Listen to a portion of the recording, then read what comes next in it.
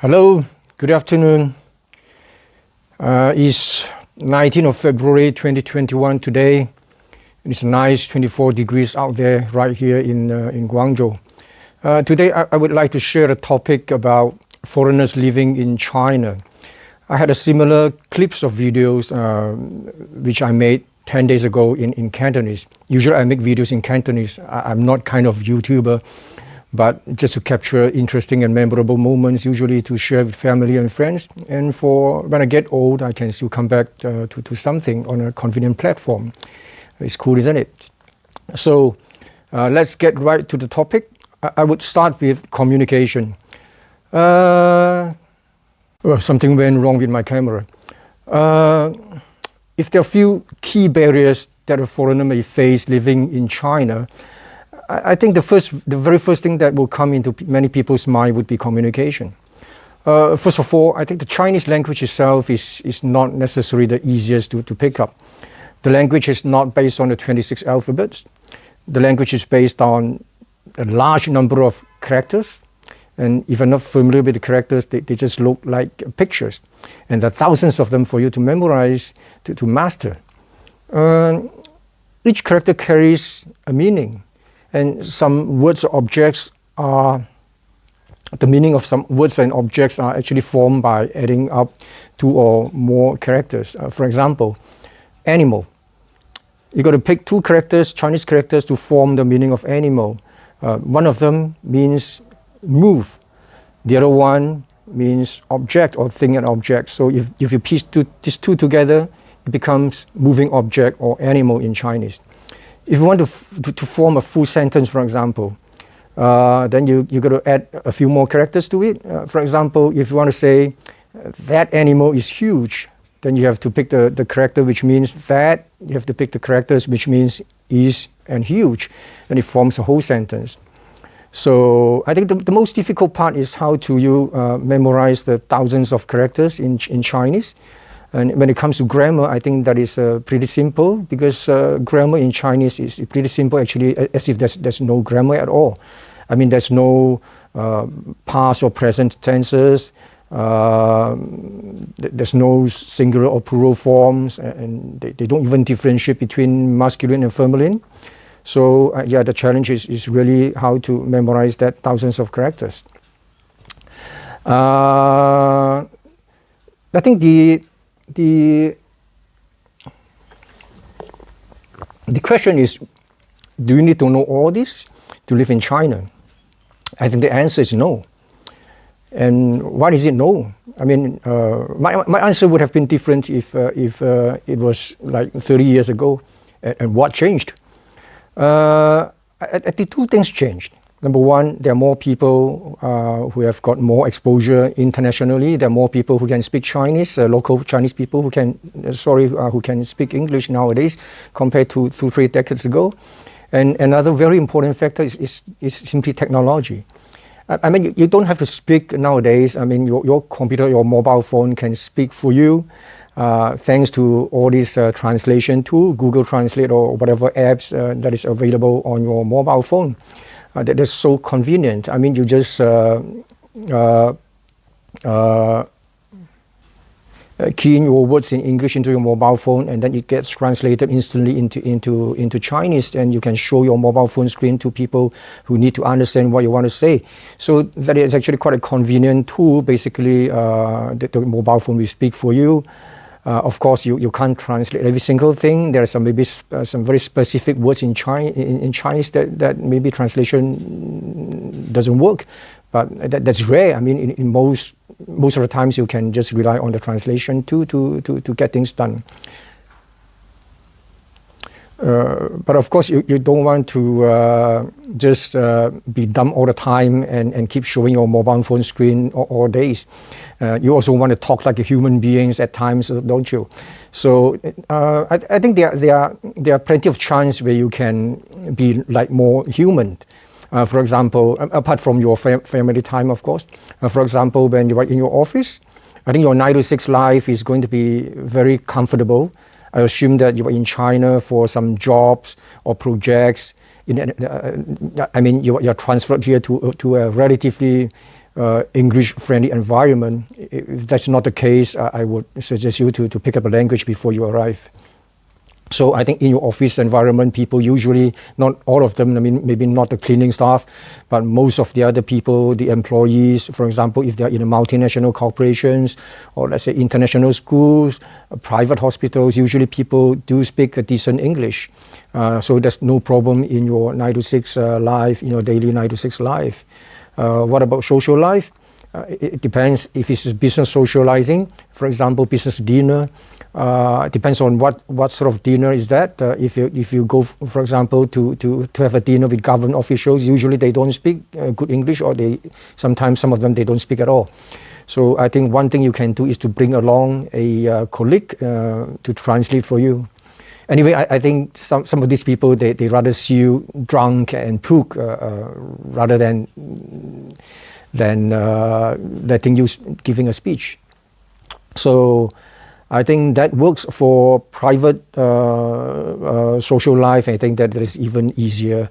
I mean, parents from schools, your neighbors from the neighborhood, if you're living in a expatriate neighborhood, for example. So private social life is really entirely up to you. That is not a problem at all.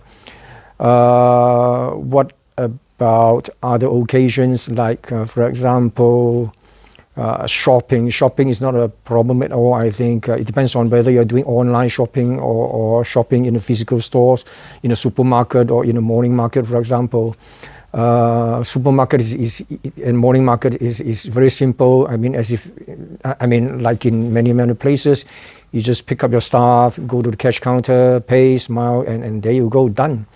And online shopping is not that difficult, but you need to have some way, some trick.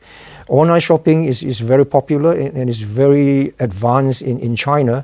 Like I ordered something in the morning. I ordered some yogurt in the morning, and I'm expecting it to arrive to my doorstep later today, maybe in 1 hour's time. So it's very, very convenient if you use the online shopping platform. There are a couple of them actually in China, which are very popular. So what you need to do is that, because the online shopping platforms I think they're all in Chinese, so you need to be able to key in Chinese. For example, you want to search for some merchandises, you need to basically key in Chinese to do a search. Again, you can do a translation. You put something in your mobile phone in English, and then you get a translation into Chinese, and you put that Chinese words or characters into the search column of the apps, and then you get what you want. You get a list of what you want, and you pick and you put them into the shopping basket in the apps itself, and then you just make a payment, and the stuff, your merchandise, your orders would be sent right to your doorstep, usually in 24 hours. Very advanced, and logistic arrangement is amazing here in China. What about in a restaurant? It depends on what kind of restaurants. Usually restaurants offering international cuisine or more upmarket restaurants would have their menus in both Chinese and English, so that's not a problem at all. But for some of the local restaurants, mainstream local Chinese restaurants, they may not have English on their menu. So what you can do is maybe use your phone to scan the Chinese words and get instant translation again. But sometimes it could be a bit tricky because food description can be a bit weird sometimes. So you may not be able to get the right translation. So in that case, for example, if you want to go to some local mainstream Chinese restaurant or some exotic stuff, you can bring along friends who can translate for you. But of course, if you're going to your favorite restaurant to order favorite foods, I think there's no problem. I mean, you would have known what you want to order already. After a few months stay in China, I think you would get used to all those things. So that is not a big problem at all. So what about when you want to take a taxi, for example? let's say, I mean, there are different types of taxi. You have different ways of getting a taxi. The normal, the old style way of just waving by the roadside and the taxi will stop for you.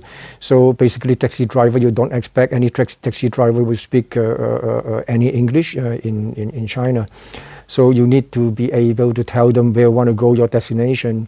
So usually what you can do is you write down your destination in Chinese, of course, on a piece of paper or on your mobile phone screen, and there you go. I mean, you can do it that way. Another way, which is a more popular way in China, is to hail a taxi on an online platform. It's like Uber or Grab in some other places. So that is a very convenient platform. I think there's an English version as well. But I'm not too sure when you key in your destination in English, how does it work? I mean, places in China are usually in Chinese. There is English translation, but I'm not too sure how well they work. So I still just suggest you use the Chinese platform, the Chinese app, and get ready with your destination in Chinese. You prepare for that, and then you just key in your destination in Chinese in the Chinese app and get things done that way. I think that is better. Of course, sometimes the driver may call you and ask you what is your exact location, for example. Then you will be a bit stuck if you don't speak Chinese at all. But that is something maybe not serious, and I think you can get away with it. Just find a way. So I think there are the few major or main occasions that you will need to deal with the language, apart from when you spend time with your family. So let's move to food. Food is not a problem. I mentioned a little bit just now about international restaurants offering international cuisine. Yes, there are many restaurants offering international cuisine, Western food, Italian, German, American food, Japanese, Thai food, Taiwanese, or whatever. I think you can easily get different types of food in the major cities of China. Maybe you may not get the best pasta in Beijing, for example, as what you can get in Milan, but they're decent. I mean, there are many different restaurants for you to choose from. I think food is not a problem at all. But of course, you want to try the Chinese food, local food. I think you can always try them.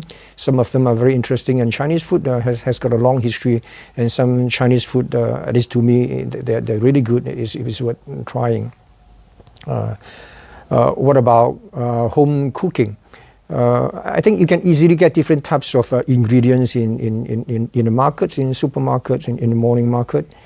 You can also get imported ingredients in some shops. I think that is, again, not a problem at all. Some people are a bit concerned about food safety. If you're concerned about food safety, you can go for organic. You just pay a premium. But I think the markup on the prices are quite heavy. It could go up to probably 2 to 3 times, but it's entirely up to you. You want to feel more comfortable, you want to feel more safe, go for organic. Organic ingredients are available quite easily in the market as well. And one very important topic is accommodation. Of course, you need a place to stay. You need a decent place to stay for you to feel comfortable. A place that is good, but maybe not too expensive. It's entirely up to you. There are many different types of accommodation in China, especially in the big cities. There are houses, there are apartments, service apartments, normal apartments. And usually the rental cost depends on many factors, the location of the property, whether they are right in the city center or they are a little bit outside of the city, the age of the building, the quality, amenities, facilities in the building itself, and are they close by subway, are they close by shopping centers, for example. All these factors together. I mean, the rental cost depends on all these factors. Taking an average, maybe just to have some ideas, an apartment, a 3-bedroom apartment, for example, in, let's say, big cities like Beijing or Guangzhou or Shanghai, would cost around, I think it starts from something acceptable will start from probably 18,000 a month, renminbi, the Chinese yuan. If you want something better, it can go up to even, if you want something premium, for example, it can go up for a 3-bedroom apartment, it can go up to let's say, even more than 40,000. It really depends on what you want. Some can go cheaper, for example, maybe 13,000, but I would suggest you to look carefully. I think something that starts to be comfortable would be around 17 to 18,000 a month kind of rental for a 3-bedroom. And if you go a bit higher, 20 to 30,000 a month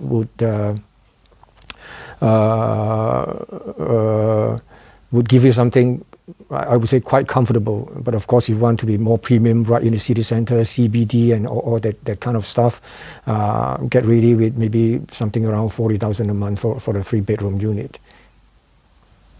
Then schooling. Don't worry about schooling. I think in most of the big cities, if not all the big cities, there are a lot of good international schools for your children.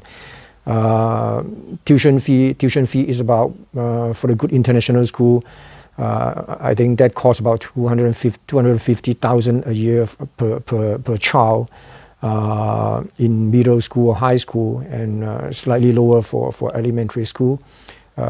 Don't worry about that. I think schooling is quite decent, and there are different types of programs. You can choose your IB program, the British A-level program, and also some country-specific programs as well are available in major cities, like the French national program, the Canadian national program, and things like that. I think international schooling is not a problem at all in China, unless you are in very small cities, for example. Then you may need to make the different arrangement for your children. The next is medical stuff, medical facilities. Medical facilities in China are actually quite great. They're also foreigners friendly. Foreigners usually go to private hospital. The cost in a private hospital, for example, if you are paying a visit to family medicine or GP, usually it costs around, let's say, from 500 to let's say more than 1,000, let's say 1,002, 1,003 for a visit to a family doctor or a GP. Of course, if you are going to see a specialist, the cost can be different. I have no idea about how much does it cost, but usually a family doctor will cost about from 500 to 1,200 renminbi for a visit in a good private hospital. Public hospital, I'm not sure, but I've got some experience in a public hospital as well. Let's say for a small surgery, I think it costs about maybe a week stay in a hospital. It costs about maybe around 20,000 renminbi for such treatment. And just to take note that usually private hospitals are not positioned to handle very complicated medical cases, for example. Of course, they can do minor surgery, they can do childbirth and all that, but not very complicated cases which you might need to be transferred, or you might need to be you might need to go to a large and well-established public hospital. So medical care, I think, is okay, but just make sure you get ready with your insurance plan, a decent insurance plan with your employers or things like that. So there's a very important step you need to take before you arrive in the country.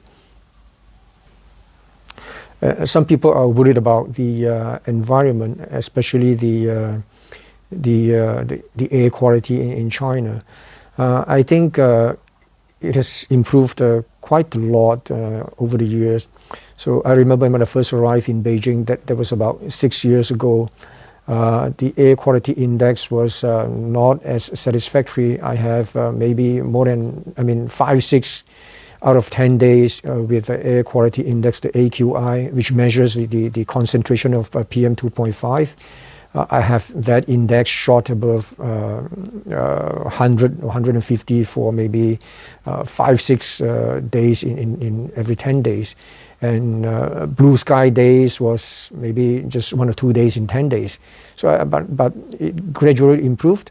I heard I'm in Guangzhou now for almost 2 years. I heard it's improved actually quite a lot, and it's not a big problem these days.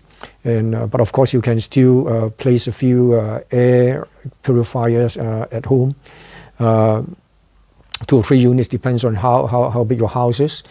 That will do. You close the windows. I mean, during bad days, you close the windows and doors and switch on the air purifiers and avoid going out too much. I think that is manageable. I think air quality and pollution is manageable today, unlike maybe 10, 20, 15 years ago that was really bad. This is what I heard. But today I think it's manageable. I mean, in Guangzhou, for example, this is where I am now. It's blue sky, 24 degrees Celsius out there, nice and warm, very comfortable. I have most of my days with blue skies and clear air. I think that it is quite comfortable here in Guangzhou. Pollution is better towards the southern part of China. That's why Guangzhou is usually better than what you can have in Beijing, for example. But even Beijing, I think, has got much improved and better now. I think that's manageable. Should not be the showstopper for you to come to China. And what about transportation? I think to move around in China is very, very easy. I mean, transportation network is amazing in the country. You could have heard about China being the infrastructure monster. So China has got a very impressive network of highways. The network, the high-speed rail network is also amazing. There are thousands of miles of high-speed railway, thousands of miles of highways. So I think that is not a problem at all. And I really love the high-speed rail. I mean, it's so convenient. It's very convenient that I think it takes you from Beijing to Shanghai in about 4 hours. They run at a speed of 300 over kilometers an hour, 200 over kilometers, 300 over kilometers an hour, and very comfortable and steady ride all the way. I think it's a very good alternative to flying. But of course, if you need to fly, there are plenty of flights. I mean, international, domestic as well. It's very convenient as well. But just to take note that flight delays are not very uncommon in China. Just to be aware that if you want to plan something, just be aware of possible flight delays. Yeah, otherwise, I think traveling in China is just fantastic. It's very convenient and is quite hassle-free, except for the flight delays that you might expect. Train timing, high-speed rail, they're very punctual. I mean, they're absolutely punctual, like what you see probably in Switzerland. It's quite a well-organized arrangement for high-speed rail. And what about traveling and commuting within a city? That is equally good, I would say. Subways are available in most big cities and even medium cities. So you have subways. You have a very good network of buses. Subways have got English and Chinese on the signage, and I think the announcement in the train itself is made in both Chinese and English as well. So no problem at all taking subway. I think bus is also quite easy. I spoke about taxi just now. Taxi, you can go the old-fashioned way, or you can actually go to the taxi hailing platform, which is also very convenient. Bike renting as well. You can also rent a bike, which is also very popular in all the cities in China. Rent a bike, scan the QR code on the bike, punch in a few keys on your mobile phone, and there you go, and just get to a destination and park the bike back to some designated areas, and it's that simple. And also not to forget walking. the Chinese cities are, I mean, most of them are very pedestrian friendly. There are a lot of pedestrian walkway, spacious, safe for you to walk around. If your destination is let's say 2 miles and below, it's also quite nice to walk around the city. Is quite safe. And talking about safety, I think China is quite a safe country in many cities. I mean, I'm not too sure about the small rural areas, but in the cities they're quite safe to walk around. I mean, you can safely walk around the town, the city, even at night. But of course, you might want to avoid dark places, dark alleys, and all these things. Otherwise, security-wise, China has done quite a good job, I think, over the years, and the country is pretty safe to walk and to go around.